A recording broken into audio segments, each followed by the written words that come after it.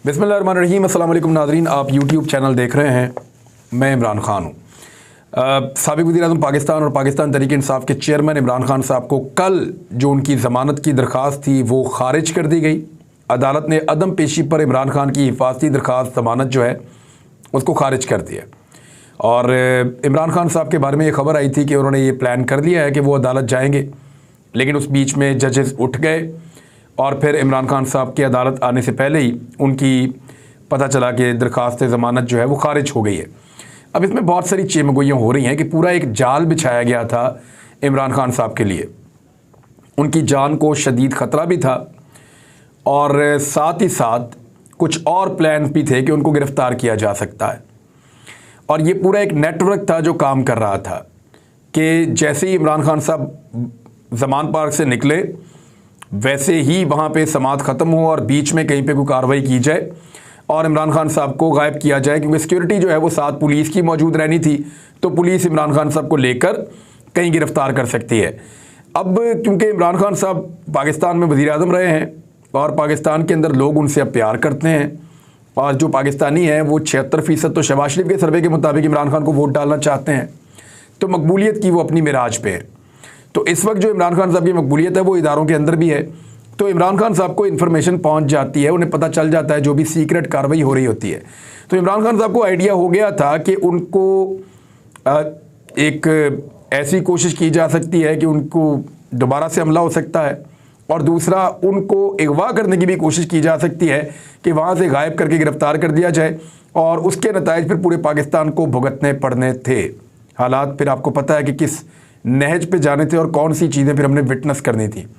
लेकिन ये भी कहा जा रहा है कि इमरान खान साहब ने चीज़ों को प्लान कर लिया था और आखिरी वक्त पे वो निकलने वाले थे, तो उस वक्त अदालत जो है वो बर्खास्त हुई और इमरान खान साहब की दरख्वास्त ज़मानत जो है उसको मुस्तरद कर दिया गया। अब हाई कोर्ट के जस्टिस बाकर नजफ़ी साहब की सरबराही में 2 रुकनी बेंच ने दूसरे रोज़ भी इसकी समाअत की थी। अदालत ने आखिरी सेशन में पेश होकर वजाहत ना देने पर इमरान खान को तौहीन अदालत का नोटिस जारी करने का इंदिया देते हुए उन्हें शाम 6:30 बजे तक हर सूरत पेश होने का हुक्म दिया था। अलबत्ता इमरान खान मुकर्ररा वक्त तक पेश ना हो सके। लाहौर हाई कोर्ट ने मुकर्ररा वक्त तक पेश ना होने पर अदम पैरवी पर इमरान खान की हिफाजती ज़मानत की दरख्वास्त खारिज करते हुए चेयरमैन PTI हाज़िरी माफ़ी की दरख्वास्त भी उनकी मुस्तरद कर दी। जस्टिस बाकर नजफ़ी ने रिमार्क्स में कहा कि अदालत ने 6:30 पर तलब किया, लेकिन दरख्वास्त गुजार अदालत में पेश नहीं हुए। अदम पैरवी पर दरख्वास्त खारिज की जाती है। जो तहरीरी फैसला है वो क्या है?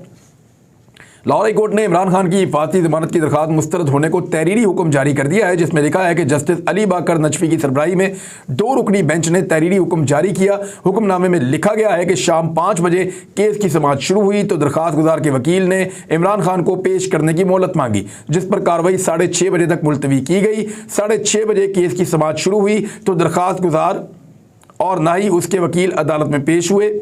तहरीरी हुक्मनामे में कहा गया है कि अदालत के पास हिफाजती ज़मानत अदम पैरवी की बुनियाद पर खारिज करने के सिवा कोई और ऑप्शन नहीं था। तो इस तरह जो है वो इमरान खान साहब की ज़मानत खारिज हो गई है। ये तो है जी एक केस। दूसरी जानिब पाकिस्तान की अदलिया के ऊपर एक प्रोपेगेंडा चलाया जा रहा है परवेज़ इलाही की और ज़ुबैरी साहब जो सीनियर वकील हैं, इन दोनों की एक ऑडियो है उसको लीक किया गया है और उस पर जो राना सनाउल्लाह हैं उन्होंने फ़ैसला किया है कि कार्रवाई की जाए। उन्होंने FIA को भी अहकामात दिए हैं और गिरफ़्तारी का इंदिया भी दिया है कि परवेज़ इलाही साहब को गिरफ़्तार किया जा सकता है। FIA को कहा है कि इस ऑडियो के ऊपर तहकीकात करें, अब इसका फोरेंसिक भी होगा।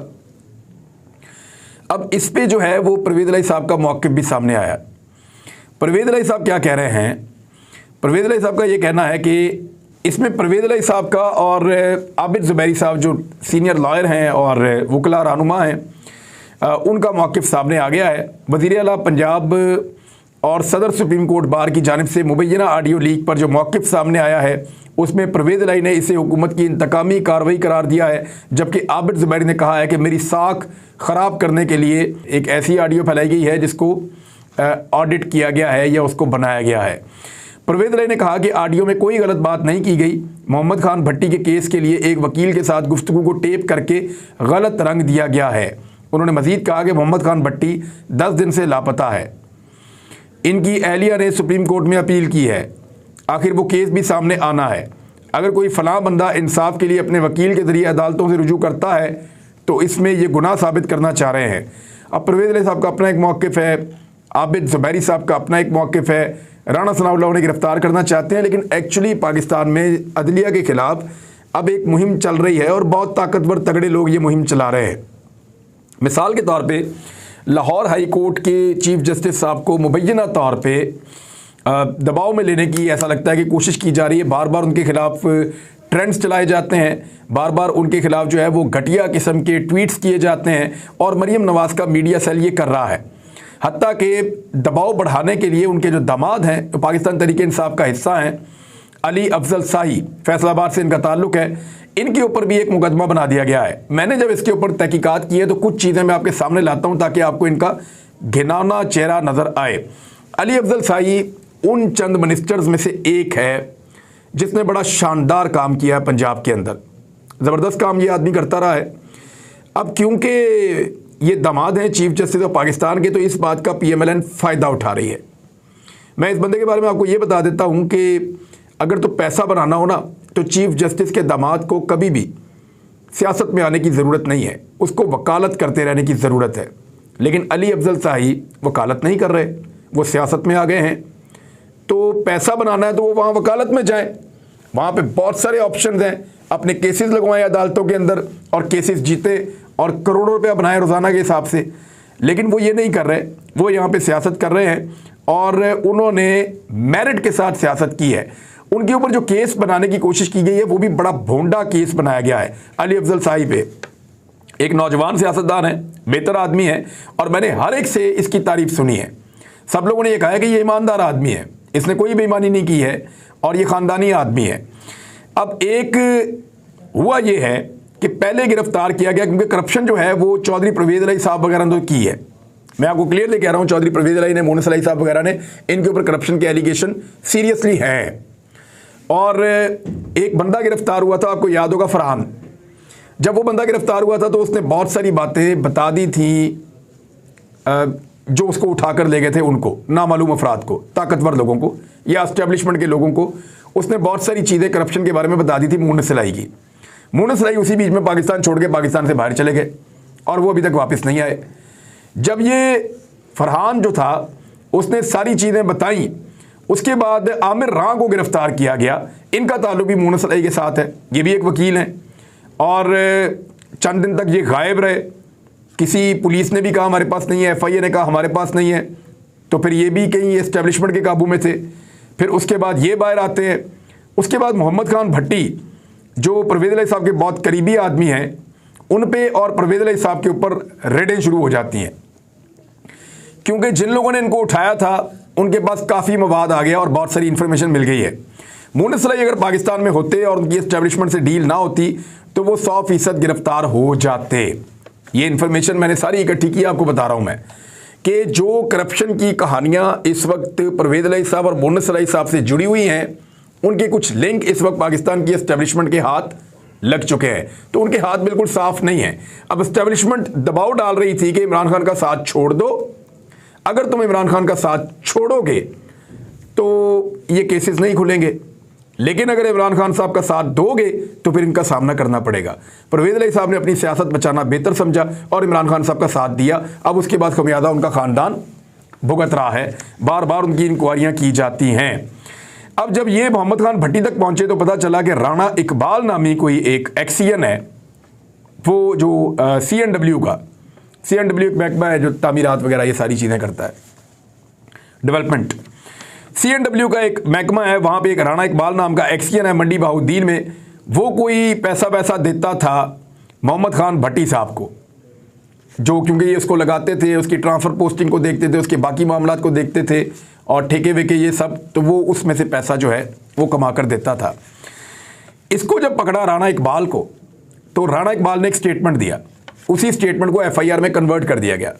राणा इकबाल ने बताया कि मैं मोहम्मद खान भट्टी को पैसे देता था, यहाँ तक तो स्टोरी के अंदर कोई झोल नहीं है। लेकिन उसके बाद उसने कहा कि मैंने ना मोहम्मद खान भट्टी के, जब मैं घर गया पैसे देने के लिए, तो मैंने अक्सर वहाँ पे अली अफजल शाही को देखा।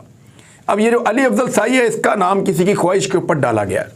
वो बड़ा ताकतवर आदमी है जिसकी ख्वाहिश के ऊपर इस नौजवान का नाम डाला गया है और नाम डाल के अचीव क्या किया जा रहा है? अचीव ये किया जा रहा है कि जनाब मोहतरम चीफ जस्टिस पंजाब जो लाहौर हाई कोर्ट है उनके ऊपर जो है वो एक सूरत पैदा की जाए और उनके खिलाफ एक कंपेन की जाए या दबाव बढ़ाया जाए, ये कोशिश की जा रही है। अब क्योंकि ये उनका दामाद है तो मैं एक क्लेम आपके सामने कर देता हूँ। वो क्लेम मैं ये करता हूँ पाकिस्तान के तमाम इदारों को, पाकिस्तान के तमाम एस्टेब्लिशमेंट के इदारों को, कि आप एक दफ़ा अली अफजल साई की कोई एक फ़ोटो, कोई एक टेलीफोन रिकॉर्ड या कोई एक चीज़ से आप साबित करें कि ये कभी मोहम्मद खान भट्टी के उस घर में गया है जहाँ पे इकबाल नाम का एक्सियन ये क्लेम कर रहा है कि इसने उनको देखा जब वो पैसे देने गया। वो ये नहीं कह रहा कि इसने करप्शन की है, वो ये कह रहा है कि मैंने इसको वहाँ देखा था सिर्फ, और यही जुमला लिखा हुआ है FIR के अंदर। अंदाज़ा करें आपके कितने भोंडे अंदाज में पाकिस्तान के अंदर जजेस को और अदलिया को दबाने की कोशिश की जा रही है, और ये एक मुनज़्ज़म कोशिश है और लगातार हो रही है। बहरहाल कभी भी वहाँ पे ये बंदा आपको अपनी पूरी ज़िंदगी में हल्फन ये चीज़ मुझे कई लोगों ने बताई है और मुझे पता चली है कि ये शख्स कभी मोहम्मद खान भट्टी की रिहाइशगाह पर गया ही नहीं, जहाँ पे उसने दावा किया कि उसने अक्सर इसको जब भी रिश्वत देने गया तो वहाँ पे देखा। तो अब ये इस किस्म के हथकंडे किए जा रहे हैं और इस किस्म के हथकंडों से अदलिया को काबू करने की कोशिश की जा रही है। बदकिस्मती है पाकिस्तान की। दूसरी जानिब वफाकी हुकूमत ने शौकत तरीन को इश्तिहारी करार देने की कार्रवाई शुरू करवा दी है। इसहाक डार साहब के बारे में मुख्तलिफ खबरें आ रही हैं। कुछ लोग कह रहे हैं कि वो इस्तीफ़ा देने जा रहे हैं और कुछ लोग ये बता रहे हैं कि इसहाक डार साहब के खिलाफ PMLN के अंदर बड़ा सख्त रद्द-ए-अमल आ गया है। उन्होंने जो इकॉनमी को तबाह किया है, मुस्लिम लीग नून के अंदर से लोग आवाज़ें उठा रहे हैं कि डार की सियासत हम सबको तबाह कर देगी, और इसहाक डार जिस तरह से इकॉनमी को चला रहे हैं ऐसे इकॉनमी चलती ही नहीं है। तो अंदर से आवाज़ें उठ रही हैं और उसकी वजह से शदीद दबाव है नवाज शरीफ पे, मरीम नवाज पे, शहबाज शरीफ पे कि इसहाक डार को हटाया जाए। और कुछ लोग कहते हैं कि इसहाक डार का इस्तीफ़ा आ जाएगा और वो इस वक्त पाकिस्तान में मुबैना तौर पे मौजूद नहीं है। उधर मरीम नवाज साहिबा ने एक स्टेटमेंट दे दिया है और उस स्टेटमेंट से पाकिस्तान में भूचाल आ गया है। मरीम नवाज का ये कहना है कि मरीम नवाज की हुकूमत ही नहीं है पाकिस्तान में। उन्होंने कहा हमारी तो हुकूमत ही नहीं है पाकिस्तान में, और हमारी हुकूमत तो तब आएगी जब नवाज शरीफ पाकिस्तान में वापस आएगा, उससे पहले हमारी पाकिस्तान में हुकूमत नहीं है। अब मैं आपको कुछ चीज़ें जो हैं वो बताता हूँ। जब हुकूमत बनी थी उस वक्त मरीम नवाज ने क्या कहा था, ज़रा ये ट्वीट आप देखें। ये मेरी नहीं, ये हुकूमत मेरी नहीं है, मरीम नवाज ने अब क्लेम किया, क्योंकि गंद बड़ा पड़ गया ना। यानी पहले ये कह रहे थे कि हमारी हुकूमत 29 नवंबर को आई है, जब तक जनरल कमर जावेद बाजवा थे तब तक हमारी हुकूमत नहीं थी। हमारी हुकूमत 28 नवंबर के बाद आई है, ये मरीम नवाज ने कहा था। पहले कहा कि 28 नवंबर के बाद हमारी हुकूमत आई है, और अब कह रहे हैं कि अभी भी हमारी हुकूमत नहीं है। अच्छा, 28 नवंबर से पहले क्या कह रहे थे, जरा ये भी आप देख लें। जब शहबाज शरीफ वज़ीर आज़म पाकिस्तान बने तो उन्होंने लिखा शुक्र अल्हम्दुलिल्लाह रब्बिल आलमीन, नवाज शरीफ का शहबाज शरीफ वज़ीर आज़म इस्लामी जमहूरिया पाकिस्तान, आगे पाकिस्तान का झंडा, और फिर लिखा शेर, और साथ ही आगे 3 शेर भी बनाए हुए थे मरीम नवाज ने। तो ये मरीम नवाज सेलिब्रेट भी किस चीज़ को कर रही थी। फिर ये वीडियो आपको याद होगी जहाँ पे मरीम नवाज जैसे ही शहबाज शरीफ वज़ीर आज़म बने तो शहबाज शरीफ के वज़ीर आज़म हाउस पहुँचने से पहले मरीम नवाज वज़ीर आज़म हाउस पहुँची, और पहुँचने के बाद वज़ीर आज़म हाउस में दंदनाती हुई घूम रही थी, और उन्होंने अपनी वीडियो बनवाई और बनवाने के बाद उसको वायरल करवाया कि जैसे एक बड़ी फतह मिली है। और फिर मिठाइयाँ खाने की अलग तस्वीरें हैं, एक दूसरे के गले रख के जज्बाती होने की अलग तस्वीरें हैं। तो मरीम नवाज ने तो इस हुकूमत को सेलिब्रेट किया था। ये वही मरीम नवाज है जो आज कह रही है मेरी हुकूमत नहीं है, जब मिफ्ता इस्माइल को ट्विटर के ऊपर हुकूमत चलाने के लिए अहकामात देती थी और उनसे अमल दरामद करवाती थी। ये वही मरीम नवाज है जिन्होंने कहा कि हमने इसहाक डार को लाने के लिए बड़ी मेहनत की है और अब उनको वापस आ जाना चाहिए। इसहाक डार को लाके वजीर बनाया। फिर ये वही मरीम नवाज है जो इस हुकूमत को ऑन करते हुए कहती थी इसहाक डार को टाइम देना चाहिए, उस पर यकीन रखना चाहिए। हर चीज़ में हुकूमत इनकी थी। लेकिन आज मरीम नवाज को पता चला कि लोग अब इनकी बात नहीं मान रहे। इस हुकूमत में लोग मुकम्मल तौर पे मायूस हो चुके हैं, लोग मुकम्मल तौर पे नाउमीद हो चुके हैं। तो अब उन्होंने ये सोचा कि हुकूमत को ही डिसोन कर दो, यानी अपना वो चचा जिसके गले लग लग के इन्होंने सेलिब्रेशंस की थी, उसी चचा को डिसोन कर दिया कि जनाब ये चचा की हुकूमत है, हमारी नहीं है।